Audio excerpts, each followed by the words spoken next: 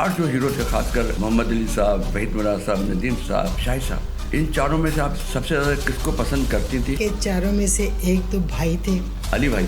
अच्छा, वो तो जगत भाई थे, सबके भाई थे। बाकी बचे तीन। तीन बचे। अब वो मुझे पसंद करते थे, बिल्कुल इसमें तो कोई शक नहीं है, वो पसंद करते थे। दिल से आप किसको कहते थे वैसे सबसे बताएं आज?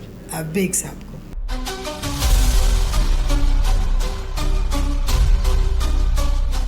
इंडस्ट्री में तो आपके बड़े चाहने वाले थे, उनमें से किसी ने नहीं बनाया आपके लिए कोई ताजमहल वगैरह? वाकई सोचने की बात है कि क्यों नहीं बनाया।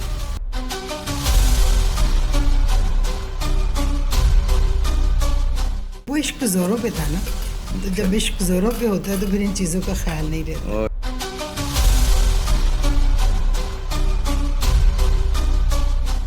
वहीद मुराद साहब जैसा हीरो ना था, ना है, ना आएगा।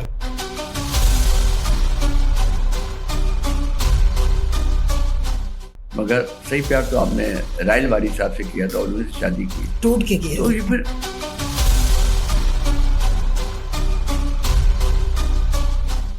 उन्होंने कहा जी ये शिफ्टें जो है ना, ये सारी उसकी हैं, छीमे की हैं, तो मैंने सारी शिफ्ट दी।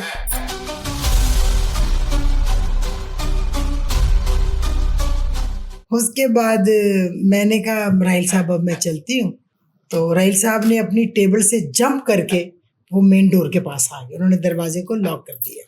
कहती हैं जी मैं ऐसे तो नहीं जाने दूंगा, आप वादा करें कि आप दोबारा मुझे कब मिलेंगे।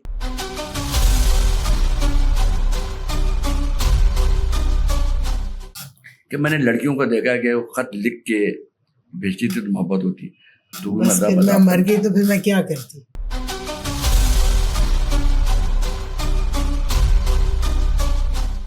अस्सलाम नाज़रीन, मैं हूं आपका Zarar Rizvi. Programme coffee with Jerry लेके हाजिर हुआ हूं। हमारा जेरी टीवी 5 का ये पहला प्रोग्राम है जो कॉफ़ी विद जेरी के नाम से शुरू हो रहा है, और मेरी खुशकिस्मती कि मैं पहला प्रोग्राम जो है पाकिस्तान के सुपरस्टार जो कनाडा से पाकिस्तान आ चुकी हैं, वो मेरी आज की मेहमान होंगी मुमताज़ बेगम, फिल्म स्टार मुमताज़, जिनके नाम से मुमताज़ महल भी मशहूर रहा है नाम, जहाँ शाहजहाँ ने उनके लिए एडवांस में बनाया था, महल बनाया इनके लिए, तो मगर मुमताज़ महल का नाम मशहूर हो गया था। बहरहाल मुझे उम्मीद है कि अगर जब नहीं तो अब राइल बारी साहब से उम्मीद है कि वो बारी स्टूडियो में एक ऐसा महल बना देंगे जो मुमताज़ बेगम के नाम से मशहूर होगा। बहरहाल आज की वो मेरी मेहमान हुए, उनको खुश आमदीद कहते हैं। अस्सलाम मुमताज़ जी। वालेकुम अस्सलाम। आप आई हैं, मैं आपका शुक्रगुज़ार हूँ, एहसानमंद हूँ कि आप आई हैं। आपके पास कनाडा से जब से आप आई हैं, कभी कराची, कभी लाहौर, इस्लामाबाद, आपके पास टाइम ही नहीं है लोगों को देने के लिए, मगर और आप फिर 2-4 दिन के बाद वापस कराची जा रही हैं। पिछले दिनों आपका इतना बड़ा प्रोग्राम हुआ है। बहरहाल इस वक्त सोशल मीडिया पे हर जगह मुमताज़ मुमताज़ हो रहा है। पहले भी मुमताज़ मुमताज़ था, आज भी मुमताज़ मुमताज़ है। मुझे तो लगता है एडवांस में शाहजहाँ ने आपके लिए मुमताज़ महल कि शाहजहाँ ने ताजमहल बनाया था, ये ऐसा तो नहीं है, शाहजहाँ ने भी आपके लिए मुमताज़ महल बनाया था, और बदनाम बेचारी बोल रही है कि उसके लिए बना था। मुझे शक है ये कि आपके लिए शाहजहाँ ने ताजमहल बनाया था। आजकल इस दौर में इंडस्ट्री में तो आपके बड़े चाहने वाले थे, उनमें से किसी ने नहीं बनाया आपके लिए कोई ताजमहल वगैरह? वाकई सोचने की बात है कि क्यों नहीं बनाया। तो राइल बारी साहब को तो चाहिए, तो उनको चाहिए था बारी स्टूडियो का कोई महल बना देते। उनको ख्याल नहीं आया कि यार तुम्हारे लिए मैं कोई इधर एक अच्छा सा महल बना दूँ? उन्होंने ना, आपने भी नहीं कहा कि यार हाल क्या है, तुम मेरे लिए क्यों महल नहीं बनाते? वो इश्क जोरों पे था ना, तो जब इश्क जोरों पे होता है तो फिर इन चीज़ों का ख्याल नहीं रहता। ओह यार, ये इश्क भी है, क्या चीज़ है। मुमताज़ जी, आपको याद होगा कि 3 फिल्में हैं जिसका मुमताज़ बेगम आपका बड़ा जिक्र होता है कि ये मुमताज़ बेगम की पहली फिल्म है। एक फ़िल्म शहीम आरा आपा की थी फ़र्ज़। अच्छा, मैं फ़र्ज़ को पहला समझता हूँ, और मैंने वो फ़र्ज़ जब देखी थी ना, कमाल साहब उसमें हीरो थे, और मुझे याद है इमरान भी शायद एक था सेकंड हीरो। तो उस वक्त ही मैंने कहा था यार ये बहुत बड़ी कोई लड़की हीरोइन बनेगी। उसके थोड़े दिनों के बाद फिर मैंने ज़िद्दी देखी थी, जब डांस आया आपका, वो मैंने कहा ये तो ऐसे कोई नहीं रोक सकता कि ये बनेगी। बहरहाल ज़िद्दी, फ़र्ज़ और एक फिल्म में सलाम मोहब्बत, इन 3 का मुख्तलिफ लोग कहते हैं, हर शख्स की अपनी एक सोच है या उनकी अपनी याददाश्त। वो कहते हैं ये फिल्म है, कोई कहता है ये फिल्म। आपकी नज़र में तीनों में से आपकी पहली फिल्म कौन सी थी? देखिए जरार साहब, काम के हवाले से तो सबसे पहली फिल्म जो थी वो फ़र्ज़ थी। मैडम ने मुझे कास्ट किया उस फिल्म में, नो डाउट। और उसके बाद फिर जो दूसरे लोग थे, ज़िद्दी वाले या खिलड़ी बदो बदी वाले या सलाम मोहब्बत वाले, वो मैडम की इजाज़त के साथ फिर वो फिल्में उनकी शूट। जी जी जी हाँ। तो पहली फिल्म जो काम के हवाले से थी वो फर्जी थी। गुड। हाँ मुझे में मेरा दिल भी यही कहता था। जी। मैंने देखी भी पहली फिल्म वही थी, कराची के रीजेंट सिनेमा जो ईस्टर्न स्टूडियो के करीब था, वहाँ देखी थी मैंने। जी, जी। मुझे अच्छी तरह याद है। बहरहाल वो शही मारा आपा की बात हुई, मैं समझता हूँ कि मैं ख्याल है वो आपको अपनी बेटियों की तरह चाहती थी।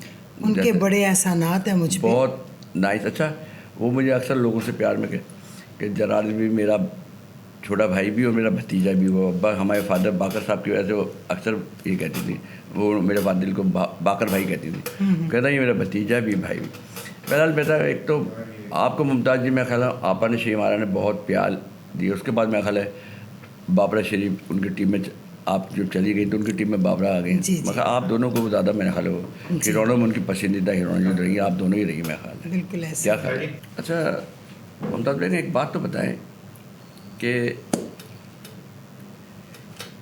आप मेरे ख्याल है पाकिस्तान की वो हीरोइन हैं जिन्होंने अपने दौर के मुख्तलिफ स्टाइल के हीरो थे। जैसे लाला सुदीप, उनका अपना एक स्टाइल था, जंगजू हीरो, और वो अक्सर गिरबान फाड़ के कहता था माँ की कसम मैं ये कर दूँ, बड़ा जंगजू को लाला जी। फिर यूसुफ खान साहब, वो भी एक अलग स्टाइल के जिंदगी अखर टाइप के। राय साहब अपने मिजाज के वो एक्शन हीरो। ये तीन बड़े बड़े एक्शन के हीरो थे।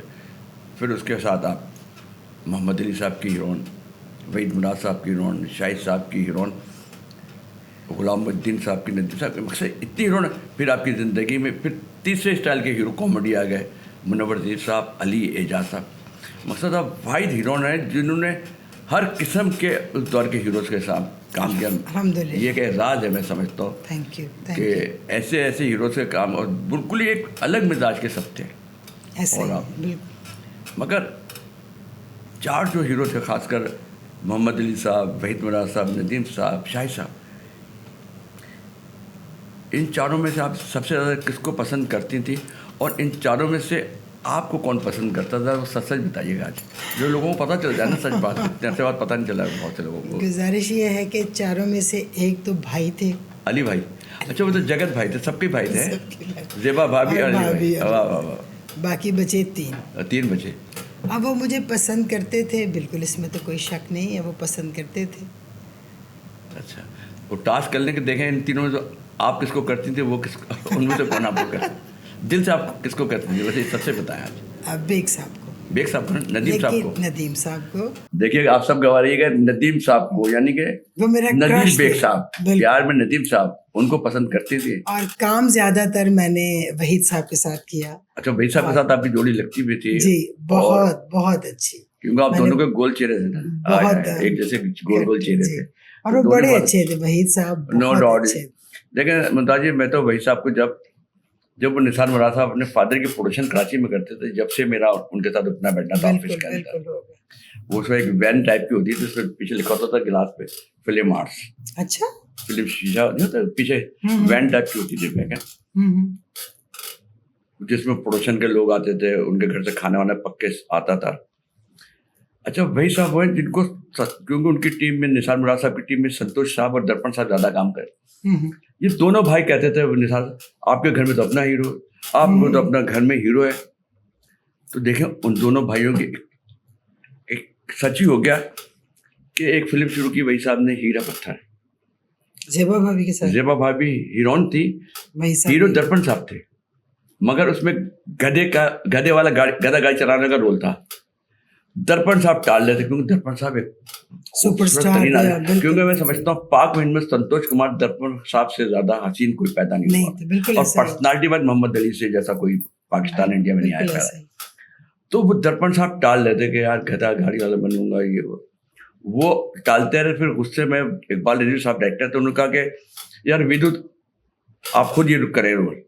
जेबा भाभी ने कहा कि हाँ विदु तुम ही करो, क्योंकि प्यार में सब विदु कहते थे। बिल्कुल बिल्कुल उनकी समझ, क्योंकि उससे पहले वो अपने एक औलाद और एक फिल्म थी दूसरी दामन, दो फिल्में छोटे छोटे। दामन में बड़ा वही साहब और नीलो बेगम का एक ट्विस्ट था, मिस सितंबर एक फिल्म आई थी हॉलीवुड की, उसमें एक ट्विस्ट था जिसमें वो कमर में हाथ डाल के ना, अच्छा वही साहब और नीलो, वो बड़ा हिट हुआ था। मैं छोटा सा रोल था, तो वही साहब ने कहा हो गया, ये एग्री हुआ और शूटिंग शुरू हो गई। फिल्म 99% इकबाल रिजवी साहब ने बनाई थी, मगर इकबाल साहब भी जरा बदतमीज और गुस्से वाले थे, ड्रिंक श्रिंक करते थे और मिजाज में गर्मी थी। अल्लाह का उस वक्त उनका बड़े लोग उनके पीछे काम बहुत होता। किसी बात से वही साहब से झगड़ा हुआ, वही साहब ने उनको कट किया। उसी दिनों परवेज़ मलिक साहब बाहर से डायरेक्शन का कोर्स करके आए थे, जो वही साहब के क्लास फेलो भी थे। वही साहब के मसरूर अनवर साहब, परवेज़ मलिक साहब, ये सब तीनों चार दोस्त थे जो क्लास फेलो। फिर उन्होंने परवेज़ साहब का नाम दिया, पैच वर्क थोड़ा बहुत तो परवेज़ मलिक साहब ने कहा, और फिल्म लगी हीरा पत्थर, पूरे पाकिस्तान में हीरा पत्थर, वही साहब। और उसके फौरन ही बाद परवेज़ मलिक साहब ने वही साहब की फिल्म बनाई अरमान।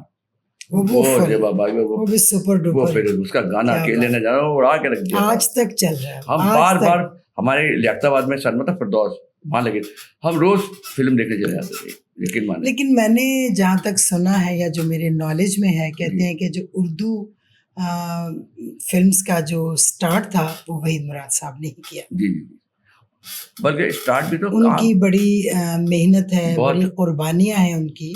बहुत नहीं, और देखें वो हीरो तो और अपनी प्रोडक्शन हर साल एक आध फिल्म अपनी बनाते थे। बड़ी बात। शबनम को भी उन्होंने बुलाया था ना, समंदर में रफीक रिजवी साहब डायरेक्टर थे। बिल्कुल। तो बहरहाल वही साहब के भी इंडस्ट्री में बहुत एहसानात हैं, बहुत प्रोडक्शन करना, डिस्ट्रीब्यूशन करना, सब कुछ बहुत सब है। बिल्कुल जितना उनका तारीफ की वैसे एक बात है, हीरो तो माशाल्लाह सारे ही बहुत अच्छे थे, बहुत अच्छे हैं, लेकिन वहीद मुराद साहब जैसा हीरो ना था, ना है, ना आएगा। पाक मुहिम में नहीं है, नहीं है, बिल्कुल। देखिए दुनिया में वहीद मुराद साहब हैं, दुनिया में 3 लोग हैं, दिलीप कुमार साहब, सदर कैंडी और वही साहब जिनके हेयर स्टाइल मशहूर था। बिल्कुल। और हॉलीवुड हो या लॉलीवुड, बॉलीवुड, तीनों कंट्री में वहीद मुराद स्टाइल का कोई हीरो पैदा ही नहीं हुआ। वहीद मुराद को इंडिया में कॉपी किया जाता है। वहीद मुराद की पूना एकेडमी में VHS से पढ़ी हुई, जहाँ डांस दिखाए जाते हैं। बिल्कुल ऐसे जतिंदर मथन चक्रवर्ती। अच्छा, फिर जूनियर्स के साथ वो बड़े अच्छे थे, यानी मैं जूनियर थी और मेरे साथ वो मुझे बाकायदा डांस के स्टेप्स भी सिखाते थे। बहुत नाइस।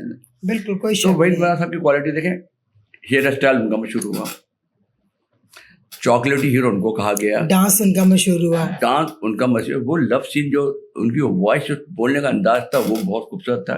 बिल्कुल, कोई और मैं समझता हूँ उस दौर में जो लड़कियां थी, चाहे औरतें प्रिंसिपल हों, प्रोफेसर हों, टीचर हों या स्टूडेंट्स लड़कियां, उनकी किताबों में वही साहब की बिल्कुल मैंने सुना होती थी, तकियों के नीचे उनकी तस्वीरें होती थी, अलमारियों में होती, और भी 1-2 जगह थी जहाँ वो लगती थी खुफिया छुपा के वही साहब को तस्वीरें, यानी वही साहब। सही बात है, पूरी दुनिया में वाइड हीरो है। ऐसा ही बहुत बड़े हीरो।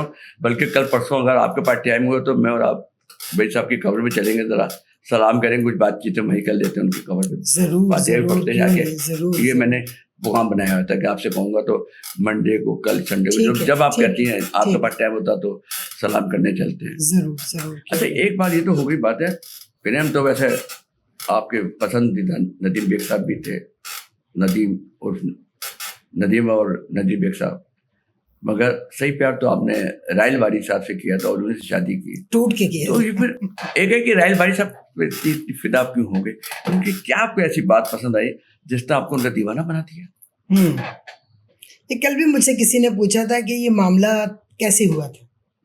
हुआ ये था कि एक फिल्म थी मेरी, मुझे नाम काला समुंदर बारी में बन रही थी। बारी में बन रही थी, तो वो मेरी आंखों में वो जो पॉलन का नहीं वो आ जाता, तो मुझे एलर्जी हो गई। अच्छा। तो 3 दिन मैं शूटिंग पे नहीं आई, तो वो चीमा प्रोड्यूसर था उनका। अच्छा। गरीक़ रहमत फरमाए दोनों को, रियाज भट्ट साहब को और दाऊद भट्ट साहब को, एक कैमरामैन थे और एक डायरेक्टर थे। जब मैं सेट पे आई चौथे दिन, तो चीमे ने मुझे आके कहा कि हम आपस में एक दूसरे के साथ फ्रीली बात करते थे, कहते हो देखो उसने ना मुझे 3 शिफ्टें मुफ्त में लगा दी हैं। मैंने कहा किसने? वो राइल ने। मैंने कहा अच्छा, तो क्या करना चाहिए? आप जाके उसको कहें कि शिफ्टें कम करें, कैंसिल करें। मैंने कहा अच्छा चलिए ठीक है, मैं जाती हूँ। मैं दाऊद भट्ट साहब और रियाज भट्ट साहब और चीमा, हम तीनों गए राहिल बारी साहब के ऑफिस में, ये अकेले बैठे हुए थे। मैं अंदर गई, उठ के खड़े हो गए, मेरी इज्जत उन्होंने की, बाकायदगी से मैं बैठी। जी मैडम चाय पियेंगे? मैंने कहा नीचे गुजारिश करने आई हूँ। कहते हैं क्या? मैंने कहा गुजारिश ये है कि वो 3 शिफ्टें आपने उनको लगा ली हैं, वो क्योंकि मैं तो आई नहीं शूटिंग पे, मैं बीमार थे। कहते हैं कोई मसला नहीं है। उन्होंने अपने शिफ्ट इंचार्ज को बुलाया और वो जो बुक थी जो शिफ्टों वाली वो मेरे सामने रख दी। उन्होंने कहा जी ये शिफ्टें जो है ना ये सारी उसकी हैं, छीमे की हैं। तो मैंने सारी शिफ्ट गुड, सारी बाढ़ दी। Very good. कहते हैं अब आप खुश हैं, चले बाप चाय पी ले। मैंने कहा नहीं, मैं चलती हूँ, मेरी शूटिंग है। बाहर से वो तीनों कह रहे हैं उसको कुछ कहो, उससे उसको बुरा भला कहो, कुछ कहो। अब मैं कागज भी फाड़ रही हूँ, बता रही हूँ कि मैंने कागज फाड़ दिए हैं। उसके बाद मैंने कहा राहिल साहब अब मैं चलती हूँ। तो राहिल साहब ने अपनी टेबल से जंप करके वो मेन डोर के पास आ गए। उन्होंने दरवाजे को लॉक कर दिया। कहते हैं जी मैं ऐसे तो नहीं जाने दूंगा, आप वादा करें कि आप दोबारा मुझे कब मिलेंगे। बस मैं उधर रह गई, मैं मर गई। आय आय आय आय आय आय। वो इतने हसीन, इतना बड़ी- खूबसूरत आदमी मैंने पर्सनालिटी। अपनी जिंदगी में नहीं बड़ी देखा। पर्सनालिटी है अल्लाह की। इतना सफेद रंग, नहीं, बड़ी नहीं, बड़ी पहले हमारा तो बड़ा आंखें, ताल्लुक इतने होती है। खूबसूरत घुंघराले उनके बाल, अच्छी बहुत। हाइट। वैसे भी नाइस पर्सन, बड़ी गुफ्तगू बस मजा फिर मैं मजा। मर गई तो फिर मैं क्या करती। अच्छा, ये बात तो हुई, मुझे याद आया कि मैंने लड़कियों को देखा कि वो खत लिख के भेजती थी तो मोहब्बत होती। तो आप कैसी हैं कि लड़कियां कागज के खत लिख के मोहब्बत करती थी और आप कागज फाड़ के मोहब्बत शुरू कर रही हैं? ये चेंज होना चाहिए ना कहीं तो चेंज होना चाहिए ना। बिल्कुल ही नया चेंज आया वैसे है। लेकिन वो राहिल साहब बहुत अच्छे थे नहीं, राहिल और साहब बहुत अच्छे हैं, बहुत थे भी, आज भी अच्छे हैं, बहुत नाइस है। बिल्कुल बिल्कुल। जब भी हमें मिले हैं, आप तो बहुत दिनों से मुलाकात हुई, मगर वो हमारे रेस्पेक्ट बहुत। मेरे तो खैर सारे भाई थे, भाई साहब उनकी जो वाली हमारी, जो मेरे फादर से सबसे प्यार था हमारी, खैर वो बड़ी इज्जत करते हैं, हम भी उनकी दिल बिल्कुल से एहतराम बिल्कुल करते हैं। बिल्कुल। और जब से आपके शौहर बने वैसे ही उनकी हमारे दिल में उनका एहतराम बढ़ गया है। बहुत शुक्रिया तो जी, बड़ी मैं एक मेहरबानी बात आपकी बताया, जी। इंडिया पाकिस्तान में खानों का बड़ा रिवाज है। जी पाकिस्तान में भी खान है, जी फवाद खान, जी एहसन खान, जी कभी आसिफ खान साहब भी होते थे, मगर उनका बेटा है अरबाज खान। जी। तो आपको इन तीनों खानों में कोई है पसंद जो एक्टिंग के आप समझते हो कि ये खान बहुत अच्छा है?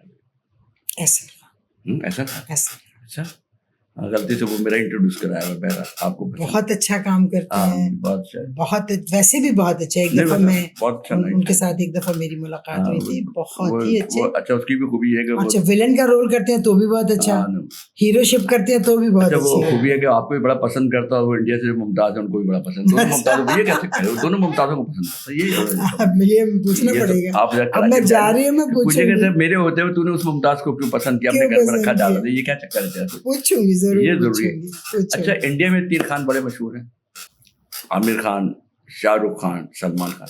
इन तीनों में कौन सा खान पसंद है? सलमान खान। ओए अल्लाह। इसका मतलब मुझे याद आया कि आपको लड़की जो आपको असल में पर्सनालिटी वाले मर्द पसंद है, मजबूत तगड़े। जी जी, समझ बात आ रही है। राहिल बारी और सलमान खान को मैंने मिलाया जो सही बात है, सही बात है। मुमताज बेगम, ये एक हमारे मुल्क में एक अजीब सी वबा फैली हुई है, आपको ही पता है। हमारी फिल्म में बहुत सी आर्टिस्टों के मर्डर भी हुए, बहुत सौ पे तेजाब भी फेंके गए, और हमारी बदकिस्मती का कि हमारी इंडस्ट्री की नरगिस जो बहुत अच्छी डांसर भी है, आर्टिस्ट भी है, खूबसूरत भी है, मगर उसका नसीब ख़राब है या उसकी सिलेक्शन गलत है कि वो जब शौहर जिससे शादी की बाद में मार कुटाई और तशद्दुद थी पे कहानी ख़त्म होती है। अब ये एक नया फिर तशद्दुद उस पर हुआ है। तो कोई ऐसा पैगाम इनको या गवर्नमेंट को देना चाहती है जिससे ये तशद्दुद वाला इस मुल्क में सिलसिला बंद किया जाए? जारी साहब, पैगाम जो ये रिक्वेस्ट है वो तो गवर्नमेंट को ही की जा सकती है कि वो इस तरह का कोई कानून बनाए कि ये औरतों पे तशद्दुद ना करें। देखिए वो अच्छी आर्टिस्ट हैं और इतना जुल्म किया है माजिद साहब ने, और मुझे समझ नहीं आती क्यों किया। या तो मिसअंडरस्टैंडिंग है उनकी, या बीच में कुछ लोग पड़ जाते हैं जो एक लड़की को गिबत करते हैं। वो आप कुछ भी नहीं कह सकते कि हक़ाइक़ क्या है, और तशद्दुद नहीं होना चाहिए। आप बैठ के बात करें, अगर आपसे बात बैठ के तय नहीं होती तो अलग हो जाए। मारने का तो तुक ही नहीं बनता, चाहे बीवी हो, माँ, बिल्कुल ऐसा ही तशद्दुद औरत पे, लड़की पे जो करते हैं जायज भी नहीं, मर्दों को सूट नहीं करता। बुज़दिल मर्द होते हैं, मैं समझता हूं, कमजोर होते हैं। मर्द का बच्चा तो हाथ नहीं उठाएगा, बिल्कुल सही है। और माजिद साहब एक माशाल्लाह पुलिस में हैं, उनको तो ये हरकत करनी नहीं चाहिए थी। मैं कोशिश करूंगी कि मैं उनको एक दफा समझा दूं। अब बल्कि देखें कि जो हमारे आईजी पंजाब है उस्मान अनवर साहब, वो पुलिस का इमेज को बड़ा अच्छा बनाना चाह रहे हैं, बेहतर करना चाह रहे हैं। मैंने भी सुना। और वो शॉर्ट स्टोरी टेली फिल्में भी उन्होंने पुलिस के ऊपर बनाई। तो अब माजिद बशीर साहब को समझना कि यार आपका आईजी आपके लिए क्या चाह रहा है, आपकी पुलिस की वैल्यू बनाना चाह रहा है, अहमियत इज्जत दिलवाना चाह रहा है, और आप इस टाइप की काम करके सारे किए दे पानी फेर रहे हैं। तो ऐसा ना करें। सही बात है, सही तशद्दुद सही नहीं है, वो नहीं होना चाहिए, बिल्कुल नहीं होना चाहिए। आप देख रहे हैं मुमताज़ बेगम से अच्छी अच्छी बातें कर रही है। मुमताज़ बेगम से प्रोग्राम ख़त्म करने से पहले एक मेरा है कि अगर वो पाकिस्तान शोबिज़ और पाकिस्तान की आवाम को कोई पैगाम मैसेज देना चाहते हैं जो हमारी इंडस्ट्री के लिए, हमारे मुल्क के बेहतर हो, तो प्लीज़ पाकिस्तान की आवाम और पाकिस्तान इंडस्ट्री के लोगों के लिए कोई पैगाम। देखिए जी, मैं तो गुजारिश सिर्फ गवर्नमेंट को कर सकती हूँ और मुझे करनी भी चाहिए, और उनको मेरा ये पैगाम सुनना भी चाहिए, क्योंकि मैं रिक्वेस्ट कर रही हूँ। हम 3, 4, 5, 6 प्रोड्यूसर और डायरेक्टर इंडस्ट्री के लिए कुछ नहीं कर सकते। हम फिल्में तो बना लेंगे, लगाएंगे कहाँ पर? जब तक आप हमारे ऊपर हाथ नहीं रखेंगे, हम वैसे ही हैं जैसे यतीम और लावारिस फिर रहे हैं। मेहरबानी करें, एहसान करें, हमारी फिल्म इंडस्ट्री के लिए कुछ बेहतर सोचें। मुमताज़ बेगम, एक बात समझ नहीं आती, हमारे मुल्क में जो सदारती अवार्ड है वो हमारे जो इंडस्ट्री के लोगों उनको टाइम पे क्यों नहीं मिलता? अब जैसे हसन नकवी साहब हैं, मर गए तो उनको आप दे रहे हैं, नीलू बेगम मर गई तो दे गए। अब देखें एक अल्ताफ़ साहब हैं, अब वो चले गए तो शायद मुझे उम्मीद है कि आप शायद इस साल अल्ताफ़ हुसैन साहब को वो सदारती अवार्ड दें। आपने इतना काम किया, अब पूरे पाकिस्तान को पता चल गया कि फिल्म स्टार जो मुमताज़ है वो अब कनाडा से पाकिस्तान आ गई, और अब पाकिस्तान में लाहौर और कराची दोनों जगह आप रह भी रही हैं। तो इनको समझ नहीं आ रहा कि अब इस साल अगर सदारती अवार्ड दिया जाए, तो मैं समझता हूँ डायरेक्टर मुमताज़ हुसैन साहब को और फिल्म एक्टर्सों में मैं समझता हूँ आपका हक है कि आपने इतना काम किया, तो इस साल आपको भी सदारती अवार्ड दिया जाए। गुजारिश ये है कि उनकी एक अपनी दुनिया है, वो शायद हमें वो रिस्पेक्ट, वो इज्जत देते ही नहीं है जो जिसके हम हकदार हैं। वो उनकी अपनी दुनिया है, जिसको दिल चाहता है वो उठा के दे देते हैं। अब कहने को तो बहुत कुछ है कि अप्रोचें बहुत होती हैं वहाँ पे, और मैं तो अभी नई नई आई हूँ, मेरी तो कोई अप्रोच नहीं है। आपने सही कहा कि जैसे 80 के बाद मैंने कहा ना, ये बदमाश तमाशबिन टाइप की इंडस्ट्री में प्रोड्यूसर आए जो लड़कियों का रखा, ये खर्चा कीप का लफ्ज़ शुरू हुआ, खर्चे पे रखने वाला पहले नहीं। ऐसे ही ये सदारती अवार्ड का भी बड़ा कर किया गया है। बिल्कुल ऐसे कि मुख्तलिफ जो मिनिस्टर या MP MNA की चहेती है लड़की, उसको दिया जाए। ये बिल्कुल ऐसा ही 10-12 साल से ये काम शुरू हुआ है। बिल्कुल बिल्कुल और बहुत जाती है। और मुझे अच्छी तरह याद है कि एक नेशनल अवार्ड, सदारती अवार्ड था, अंजुमन बेगम का था वो अवार्ड। जी जी। मगर एंड टाइम पे माँ गड़बड़ करके उनको फारिग करा दिया गया, किसी और को दिला दिया। सिर्फ ये कि उस दौर में शेख रशीद साहब थे उस कल्चर के मिनिस्टर, तो उनकी भी पसंदीदा थी 2-1 हीरोइने, नाम नहीं लेना चाहता बहरहाल। तो ये चेंज हुआ था, और यही ज्यादती है कि देखें मेरिट पे होना चाहिए। जिन्होंने पाकिस्तान इंडस्ट्री के लिए काम किया उनको ईमानदारी से अवार्ड दें। बिल्कुल, मैं समझता हूँ अवार्ड हो या नौकरियां हो, मिली मेरिट पे चाहिए। ऐसे सही बात, ये जाते हैं तो जुल्म ना करें, ज्यादतियां ना करें अपने लोगों से। Thank you. आपकी मुमताज़ बेगम आप आई, मैं बहुत शुक्रगुजार हूँ, और आपके चाहने वालों का भी कि जिन्होंने आज ये प्रोग्राम देखेंगे उनको खुशी होगी। कि शुक्रिया आपका जहरी साहब, आपने मुझे इनवाइट किया और इतनी अच्छी अच्छी बातें मेरे साथ की। Thank you. एक सवाल और रह गया, मुझे भी याद आया, बातों कर ले चल रहा हो ना। मतलब एक दो बातें हैं। एक तो कि ये आपकी राहल बारी साहब से शादी हुई थी, वो किस सन में हुई थी, और आप फिर उनसे नाराजगी हुई थी कुछ, और नाराज हो गए आप गुस्से में चली गई थी। कुछ लोग कहते हैं आपकी तलाक हो गई, तो कुछ लोग कहते हैं नहीं जी। मुझे भी लगता है कि आपकी तलाक नहीं हुई थी, मगर आप अमेरिका चली गई थी, फिर अमेरिका से कनाडा। तो ये सफर किस तरह से क्यों हुआ और कैसे गई? नहीं, अमेरिका तो मैं नहीं गई। अच्छा। अमेरिका गई तो वो तो अभी भी मैं जा रही हूँ अमेरिका। अच्छा, माशाल्लाह। अमेरिका तो आना जाना है, मैं भी देखूंगा अमेरिका तो आना जाना लगा रहता है। हाँ बिल्कुल, ये बात सही है कि मैं नाराज होकर गई थी उनके साथ। अच्छा। और रहा सन, तो वो मैं निकाहनामा देख के आपको बताऊंगी किस सन में मेरी शादी हुई थी।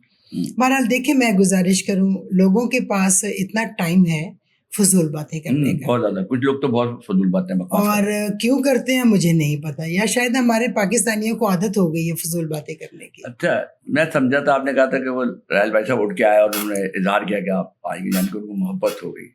नहीं, मोहब्बत होगी थी तो शादी हुई थी ना। उनको हुई थी अच्छा, ना। वो भी रह गए थे, वो अच्छा, भी रह पहले गए थे। मोहब्बत नहीं, पहले उनको हुई थी जो उठ के आए हैं, हाँ, बाद में आपकी उस स्टाइल से आप रह गई तो आपको बाद में हुई। जी। तो मैं ये कह रहा था कि उनको पहले मोहब्बत हुई तो उन्होंने आपका इंतजार ही नहीं किया, अगर नाराज होकर कनाडा चली गई तो आपने वापस तो आना चाहिए था। उनको क्या जल्दी थी कि फिर उन्होंने शादी कर ली देखिए, मर्द और जो है आपने ना, नहीं की। आप आज भी कुर्बानी दे रही और आ गई उनके लिए, मर्द जो है ना चाहे जैद वो साहब, आप अपनी औलाद के लिए आई हैं, मगर दिल से तो आप उन्हीं के लिए आई हैं। बिल्कुल उन्हीं के लिए, और उन्हीं के लिए ही बैठी हुई हूँ, माशाल्लाह माशाल्लाह। आखिरी दम तक बैठूंगी। अगर ये प्रोग्राम राहल भाई आप देख रहे हो तो थोड़ा सा सोचिएगा कि आपके 2 जवान बच्चों की माँ मुमताज़ बेगम और आपकी खातिर उन्होंने आज तक शादी नहीं की, आज भी वो आपकी मोहब्बत में बेताब भी है और इंतज़ार कर रहे हैं कि आप कब आएंगे, कब मिलेंगे। उम्मीद है मेरे प्रोग्राम के बाद आपके दिल के अंदर कहीं दिल के अंदर कुछ होगा और आपको एहसास होगा नहीं वो मेरे बच्चों की माँ है। चलो मुमताज़, आप मिलते हैं और इस बारिश को तुम्हारे लिए एक महल की शक्ल में एक बहुत बड़ा घर बनाते हैं। बहुत बड़ी बात है। इंशाल्लाह। थैंक यू जी, दिल में thank Rahman. You, thank you, thank you ji, thank you. आप प्रोग्राम देख रहे थे कॉफ़ी विद जेरी। ये मेरा पहला प्रोग्राम था और ये पहला प्रोग्राम भी मैंने पाकिस्तान की सुपरस्टार मुमताज़ बेगम के साथ किया है और यह सिलसिला हर हफ्ते चलता रहेगा। Next programme next week next मेहमान के साथ दोबारा मुलाकात होगी। जब तक के लिए मुझे इजाज़त दें। पाकिस्तान, पाइंदाबाद, पाक आर्मी जिंदाबाद।